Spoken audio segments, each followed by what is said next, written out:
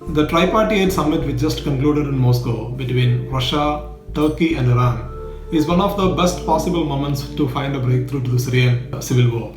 The reason is that this time Turkey and Russia have come together to address the issue, which was not the scene. And if you look at the history of the Syrian conflict, Turkey has always sided on the other side. Turkey still supports the rebels. So why did Turkey come together with the Russians to find a solution to the crisis? And another factor is that this is happening a day after the Russian ambassador in Ankara was shot dead. The assassination of the ambassador, which many had expected to roil the ties between these two countries, that didn't happen. Both of these countries decided to go ahead with the Moscow summit. So that shows a commitment which was missing in the previous efforts in the previous peace efforts for Syria.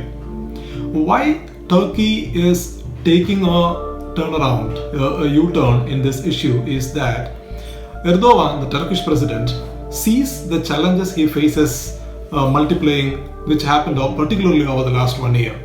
Because from the very beginning, he supported the Syrian rebels. His policy towards Syria was clear. He wanted Bashar-al-Assad to be out. But the Syrian civil war, what happened is that the crisis within Syria has spilled over into Turkey on the one side, and on the other side, it empowered the Kurds, whom the government, the establishment in Ankara sees one of the mightiest civil challenges, one of the mightiest security challenges within Turkey. So Turkey is now facing a two-faced challenge, one from the jihadists, the kind of Al-Qaeda, ISIS lot, and the other from the Kurdish political rebels. And also on the other side, there are problems between the West and Turkey. Turkey is a NATO member, but still after the coup attempt of last year, Turkey is now suspecting Gulen is behind the coup.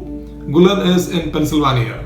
There is a clear distance between the West and Turkey after the coup. So, and on the other side, despite the relations touching a low last year after Turkey shot down a Russian jet in Syria, there was a considerable warm-up in relationship between the two. So there is a convergence of interest because the Russians had always pursued a war and talk approach towards Syria, because they would defend the government militarily on the one side, and on the other side they were always open for talks with other regional powers who have a stake in Syria. So the Russians are ready to talk, and the Turks have also come around. So there is a convergence of interest. But the question is whether this could produce a result, a sustainable result, or at least a ceasefire in Syria.